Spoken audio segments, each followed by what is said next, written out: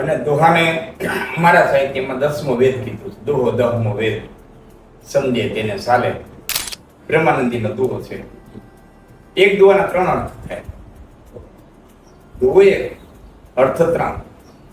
તરણ તરણ ચિંતા કરત ભાઈ અને સૌરણ ભવર સુવર્ણ સૌના ઢૂંઢત ફિરત કવિ કામી તો કોઈ પણ હથિયાર હોય ને એ હથિયારની રીતે મારવું. બંદૂક મારવી તો આમ મારવી પડે, ભાલો મારવી તો આમ મારવો પડે, તલવાર મારવી તો ધાર પ્રમાણે આમ મારવી પડે, કટારી મારવી હોય તો ફેરવીને મારવી પડે. દોહો એક એવું હથિયાર છે કે એને પગડીઓ મારો તોય લાગે, આડી મારો તોય લાગે, ઊભી મારો તોય લાગે, ભાગતો ન ઘા કરીને મારો ને તોય લાગે. એટલે દુવાને ડાંગ કીધો. જેમ મારો ને દુવો લાગવા હામા વાળો સમજદાર હોવો જોઈએ. તો પેલો પ્રશ્ન એ કે દુહો એટલે શું અને દુહાના પ્રકારો કેટલા? દુહો દોહરો દોહો આવા નામ લીધા છે. અને દોહાને મારા સાહિત્યમાં 10મો વેદ કીધું છે. દોહો 10મો વેદ સમજે તેને ચાલે. પછી અમારા સાહિત્યમાં દુવાને ડાંગ કીધી. દુહો ડાંગ છે. કોઈ પણ હથિયાર હોય ને એ હથિયારની રીતે મારવું. બંદૂક મારવી તો આમ મારવી પડે, ભાલો મારવી તો આમ મારવો પડે, તલવાર મારવી તો ધાર પ્રમાણે આમ મારવી પડે, કટારી મારવી હોય તો ફેરવીને મારવી પડે. દોહો એક એવું હથિયાર છે કે એને પગડીઓ મારો તોય લાગે, આડી મારો તોય લાગે, ઊભી મારો તોય લાગે, ભાગતો ન ઘા કરીને મારો ને તોય લાગે. એટલે દુવાને ડાંગ કીધો. જેમ મારો ને દુવો લાગવા હામા વાળો સમજદાર હોવો જોઈએ. ગેંડા સાંભળી વાળો હોય તો એને બહુ ન લાગે, થોડો સમજદાર હોય ને તો એને દુવો લાગે. એટલે એને ડાંગ કીધો છે. બીજું દોહાના 8 પ્રકાર છે. સોઠો આમ તો 13-11 માત્ર દૂર હોય. બસ એના તરણ આડાવડા થાય એના ઉપર એના પ્રકારો પડ્યા. 4 પ્રકારના દુવા એવા છે કે તરણ આડાવડા થાય. છેલ્લા તરણે પ્રાસ મળે તેને પૂર્ણ દુવો કે, પેલું તરણ ત્રીજા તરણનો પ્રાસ મળે તેને સોઠો કે. તુલસીદાસજી મહાત્મે રામાયણની શરૂઆત સોઠાથી કરી, એને સોઠો કે. સોઠાનો પ્રયોગ જાજો તુલસીદાસજીએ કર્યો છે. પછી આમ 53 પ્રોસમાં પેલું તરણ અને ત્રીજા તરણનો પ્રાસ મળે તો એને તુવેરી કે. આ 3 પ્રકાર એના પ્રાસ પ્રમાણે મળ્યા. પછી એમાં પાછા અનેક પ્રકારો પડે. સંખ્યાત્મક, જેમાં સંખ્યા હોતી હોય કે ભાઈ આટલા જણાનો વિશ્વાસ ન કરવો, આટલાને પાસે ન રાખવા, આટલાથી છેટું રહેવું, આટલાનો સંગ ન કરવો, આટલા કોઈ દી પોતાનો ન થાય. નદી નારીન વેપારી તર ધારાન તોરી ગેતા વારાને અપના અમલ પહાન તોરી. અપણી કોઈ દી પોતાનું ન થાય તો પેટવાન પહા કોઈ દી પોતાના ન થાય, નાગ કોઈ દી પોતાનો ન થાય. એમ આશા પાસા અગન જળ ઠગ ઠાકર ને કુનાર એતા ન થાય આપણા સરતો સાવધ ને સોનાર. આ 10 જણા કોઈ દી પોતાના ન થાય. એમ સંખ્યાત્મક દુવા હોય. પછી એથી દુવાનું કદ વધ્યું, દોઢિયા આવ્યા. એક દુવો બોલાય, પાછું એનું ચરણ આવે, પછી 2 વાર થાય ચરણ, એટલે એ દોઢો દુવો થાય. પછી કુંડળી આવ્યા દુવા, એમાં 6 ચરણ હોય. પેલું ચરણ પાછું છેલ્લે આવે, ચોથું ચરણ પાછું 5માં આવે. એ કુંડળિયા થાય. છગડિયા થાય.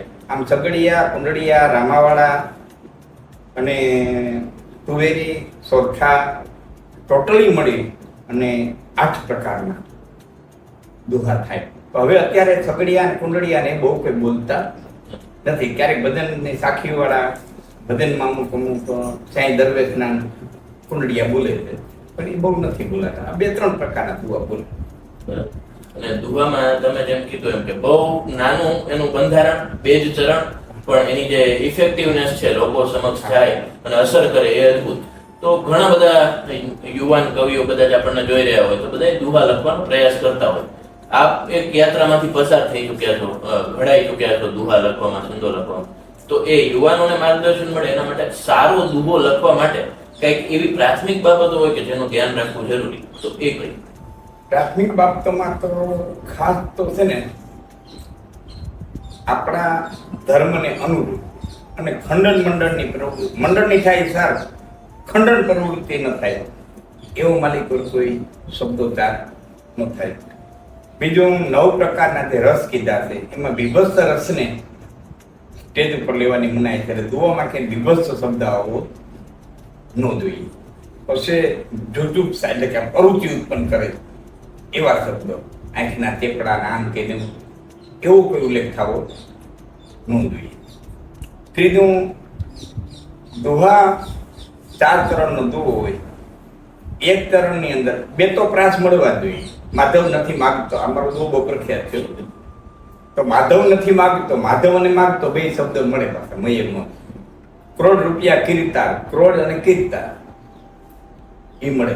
એટલે એક ચરણમાં ઓછામાં ઓછા 2 વર્ણાનું પ્રાસ હોવા જોઈએ. છેલ્લે અંત્યાનું પ્રાસ મળવું જોઈએ, અથવા તો તુવેરી પ્રમાણે આમ પ્રાસ મળવો જોઈએ.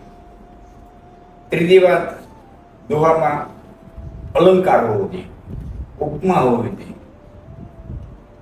ઉપમા અને અલંકાર હોવા જોઈએ. વાણી અલંકારિક હોવી જોઈએ, કારણ કે શરીર ગમે રૂપાળું હોય પણ એને પછી અલંકારિક ચરણ એટલે વિશેષ રૂપાળું. તો સર્વાંગે સુંદર દુહો કોને કહે? પહેલું ચરણ 13 માત્રાનું, પછી 11 માત્રાનું, પાછું 11 માત્રાનું, 13 માત્રાનું, એમાં 5મી માત્રા અને 10મી માત્રા, એટલે 5 ને 6 ભેરી થવી જોઈએ, 10 ને 11 ભેરી થવી જોઈએ. એને તાળ કહેવામાં આવે. એ તાળ મળવો જોઈએ.